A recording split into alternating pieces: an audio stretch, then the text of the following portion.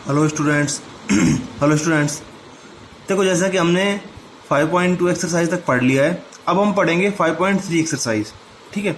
अब ये एक्सरसाइज पढ़ने से पहले सबसे पहले तो हमें ये समझना है कि हमें इस एक्सरसाइज में क्या पढ़ना है, नया चीज़। ठीक है। तो देखो मेन जो टॉपिक इसमें आपको पढ़ना है वो आपको पढ़ना है यहाँ पे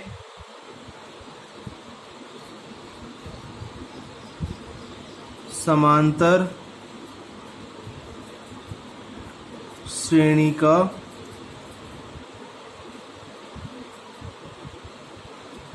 योगफल। ठीक है। समांतर श्रेणी का योगफल इंग्लिश में बोले तो इसको बोलेंगे हम सम ऑफ अरिथमेटिक प्रोग्रेशन। ठीक है, AP, sum of arithmetic progression, समांतर श्रेणी का योगफल। अब इसके बाद इस चीज को हम समांतर श्रेणी के योगफल को हम दर्शाते किससे हैं? समांतर श्रेणी के योगफल को हम दर्शाते हैं एन से। ठीक है। एन मतलब एन जो हम टर्म बोलते हैं, nth term, sum of nth term, S का मतलब सम। ठीक है, योगफल एन को इसको दर्शाने का सी। अब पहली बात यहाँ पे देखो, योगफल की जब हम बात करेंगे तो मेन जो है आपके इस एक्सरसाइज में दो फॉर्मूले आएंगे। एन का मतलब श्रेणी का योगफल निकालने का, कि कोई भी n पदों की श्रेणी मिलेगी उसके योगफल निकालने का सूत्र। अब देखो इसका सूत्र होता है आपका n/2 bracket 2a plus n-1 into D. ठीक है, ये है आपका फॉर्मूला। और एक और फॉर्मूला और है, वो भी सेम, n पदों, समांतर श्रेणी के n पदों का योगफल सम ऑफ n टर्म निकालने का है। एन बराबर n/2 a प्लस l। ठीक है। अब यहाँ पे अगर बात करें इन दोनों फॉर्मूले में, n का मतलब क्या है ये भी आपको पता है, पहले बता रखा है खूब इंट्रोडक्शन में। n का मतलब है नंबर ऑफ टर्म, जिसको हम बोलते हैं हिंदी में पदों की संख्या। ठीक है। टॉपिक आज का हमारा क्या है? समांतर श्रेणी का योगफल। इसको एक बार थोड़ा इंट्रोडक्शन पढ़ लेते हैं, फिर क्वेश्चनों पे आएंगे।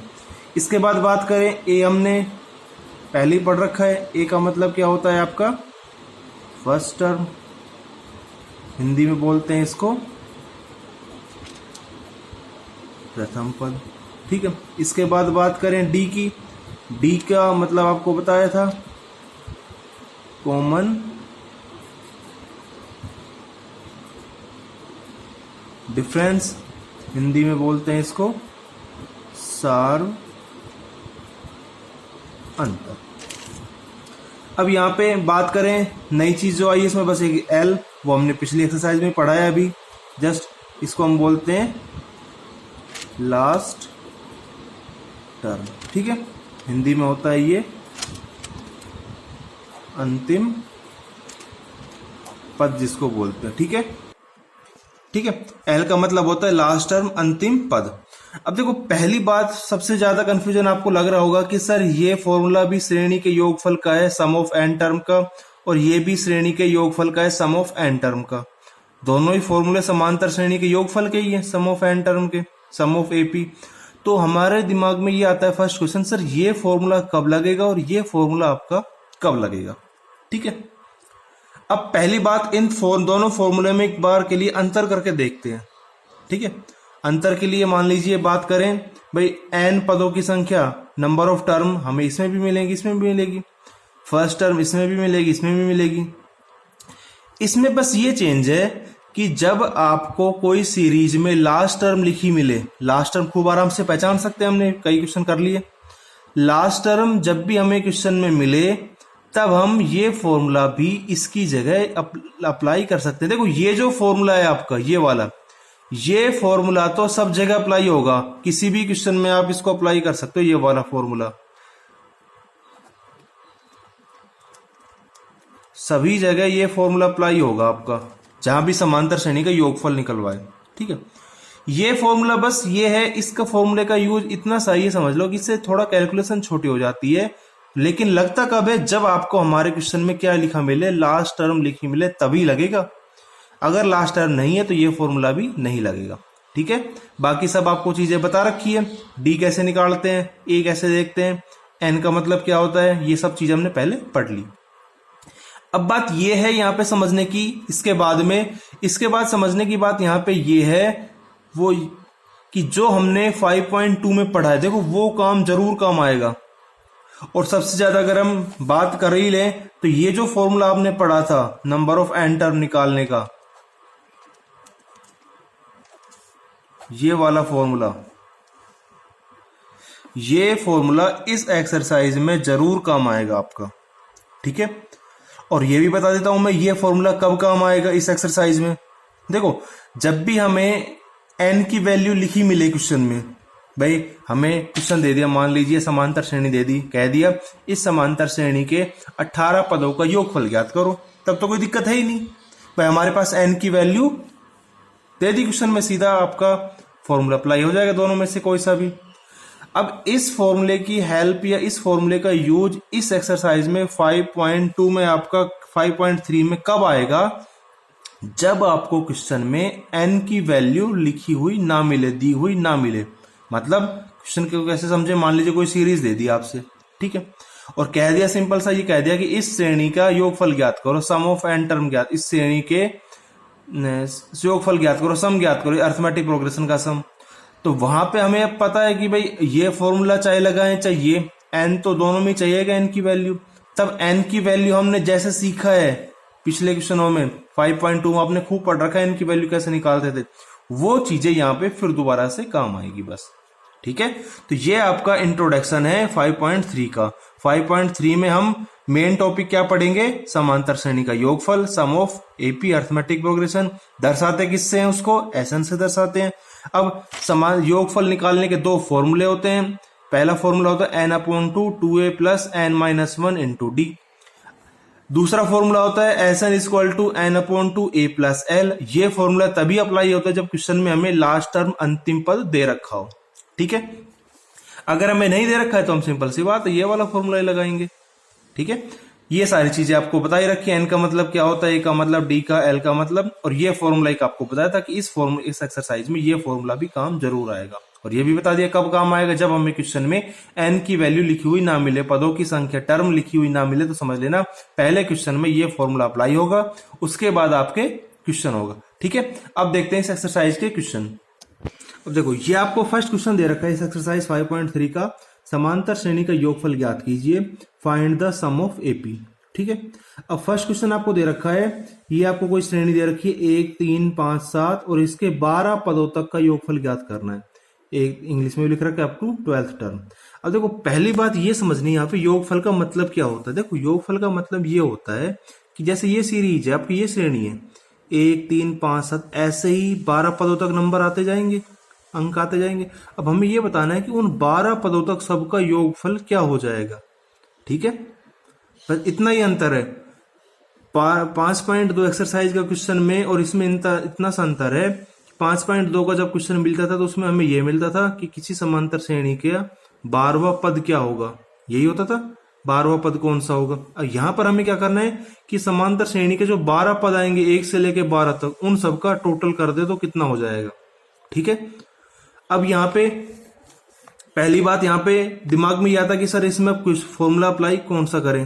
देखो, इसमें हमें अंतिम पद तो दे नहीं रखा, ये हमें दे रखे पद, अंतिम पद नहीं दे रखा, देखो कोमा लगा रखा है, और ये दे रखा है हमें अंतिम 12 पद दे रखे, 12 पदों तक, अंतिम पद लिख के नहीं दिया, एल की वैल्यू नहीं दी। तो सिंपल सी बात है, यहाँ पे फॉर्मूला कौन सा अप्लाई होगा, आपका फर्स्ट वाला फॉर्मूला अप्लाई होगा। अब देखते हैं सबसे पहले। ठीक है, तो सबसे पहले ए की वैल्यू यहाँ पे क्या दे रखी है, 1 दे रखी है। डी की वैल्यू अगर निकालें तो क्या हो जाएगी, 3 - 1 2 आ गए। एन की बात करें, एन की वैल्यू कितनी दे रखी है, 12 दे रखी है। श्रेणी का योगफल ज्ञात करना है, तो सबसे पहले तो यहां पे लिख देंगे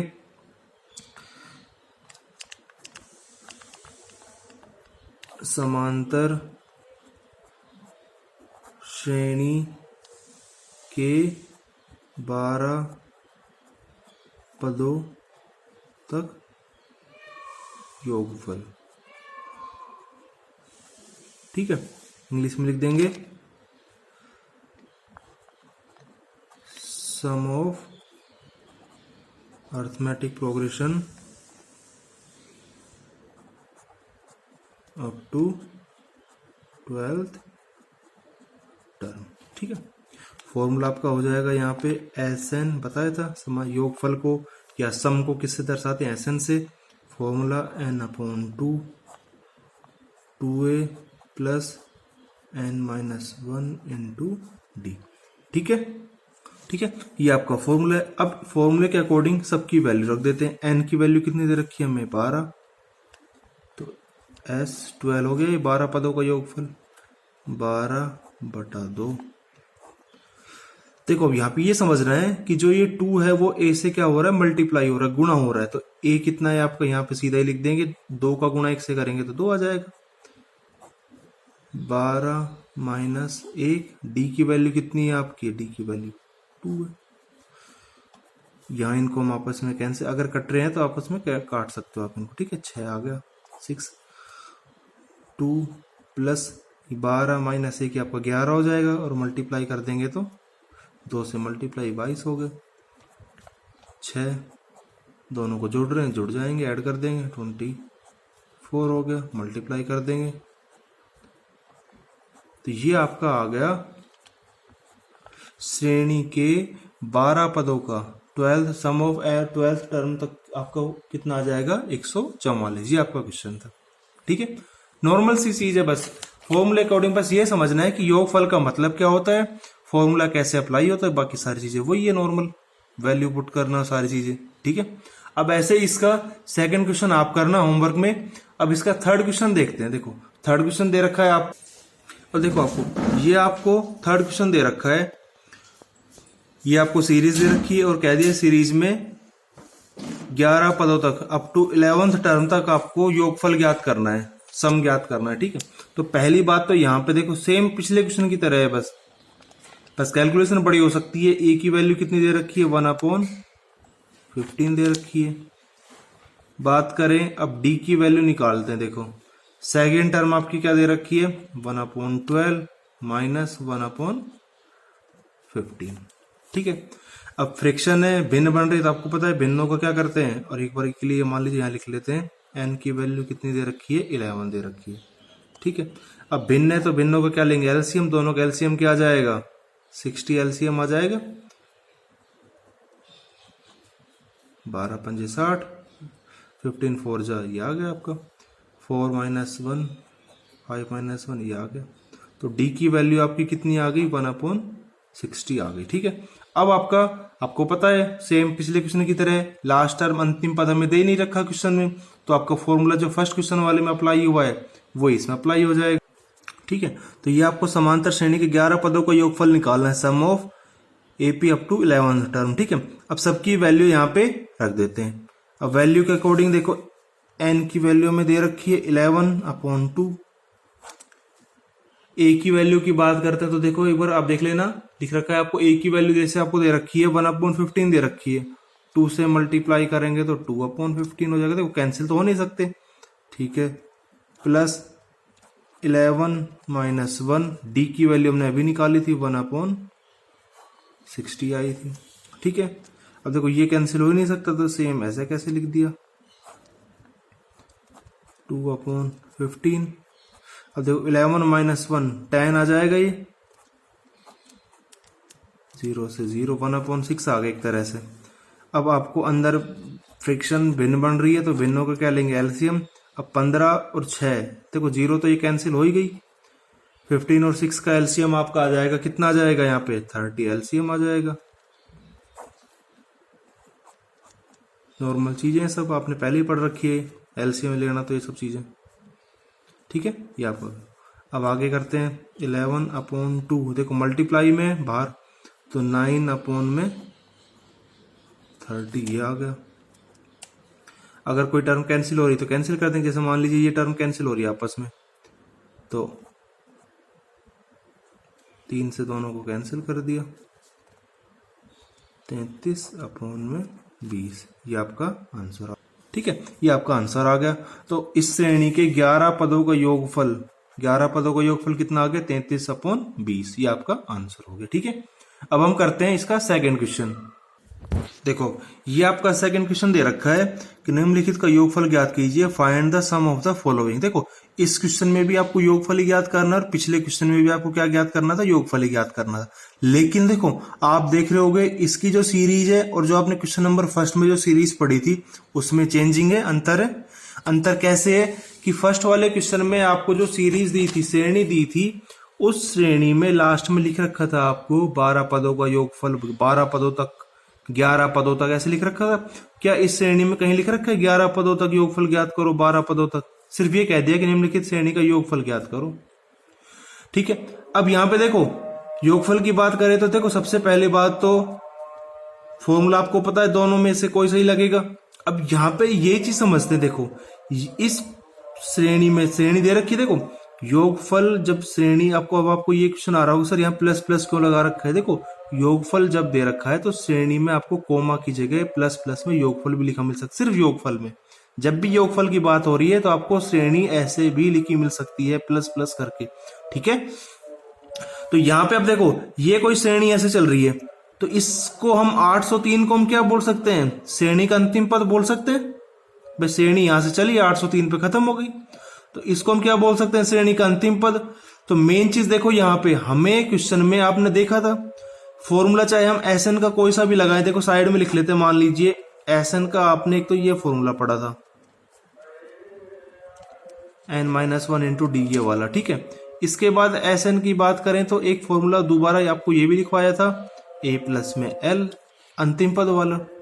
ये भी बताया था कि जब क्वेश्चन में अंतिम पद लिखा मिले तब आपको ये फॉर्मूला लगाना। अब तो अब देखो यहाँ पे a की वैल्यू इस फॉर्मूले का, अगर हम इस फॉर्मूले को लगाते हैं तो a की वैल्यू हमारे पास है, बिल्कुल है।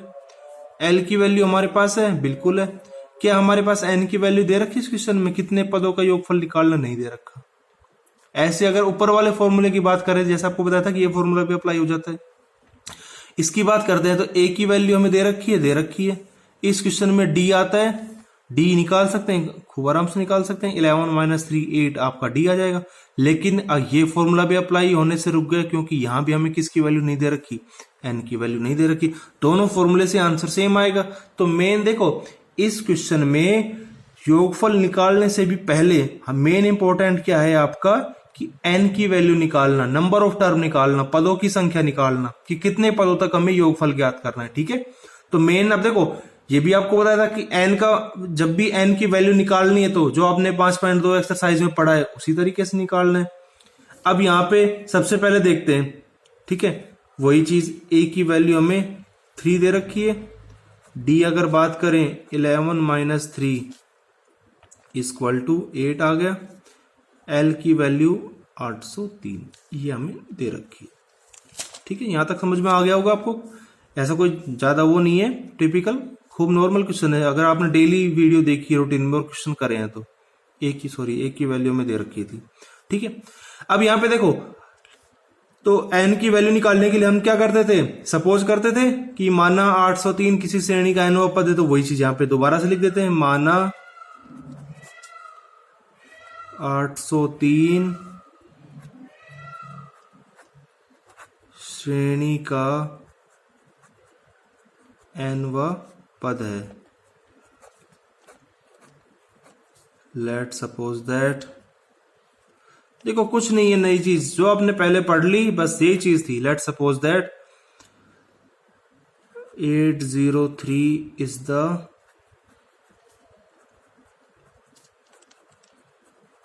nth टर्म ऑफ AP, मतलब an कितना है 803 आपका। ठीक है, अब हम an वाला फॉर्मूला लगाते हैं। यहाँ पे an का आपका फॉर्मूला कौन सा होता है, an = a plus n-1 into D.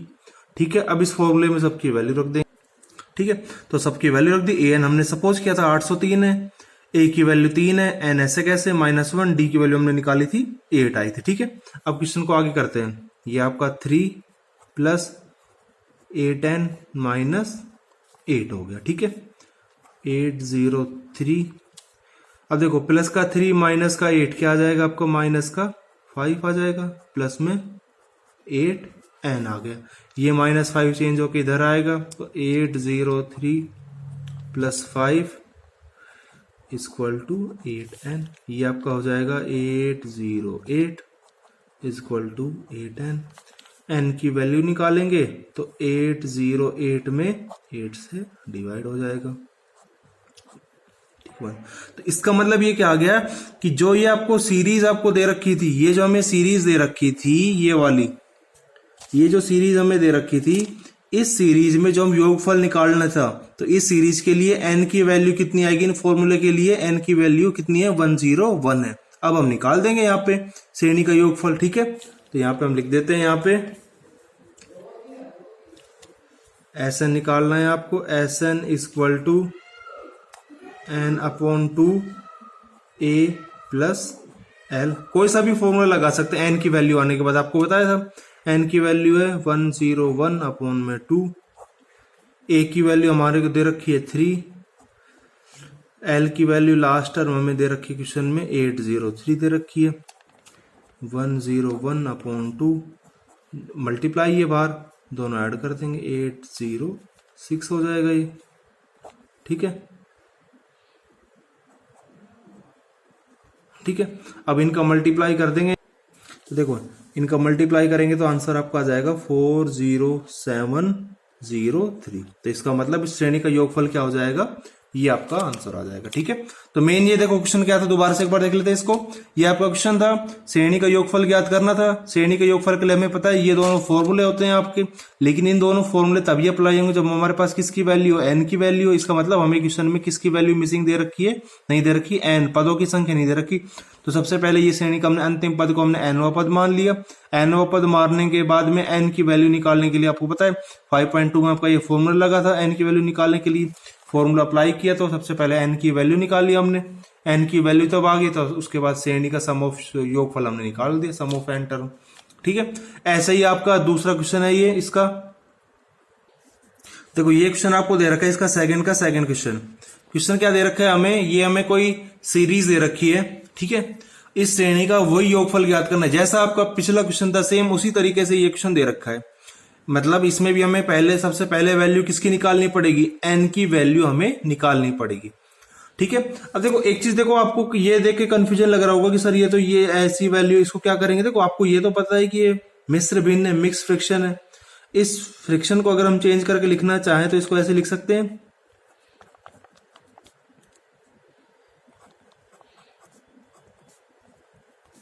भाई आपकी सीरीज अब ये यही बन गई। अब इस सीरीज के अकॉर्डिंग हम कह सकते हैं a की वैल्यू हमारे पास कितनी है? a की वैल्यू 7 है। अगर हम d निकालेंगे तो d की वैल्यू 21/2 - 7।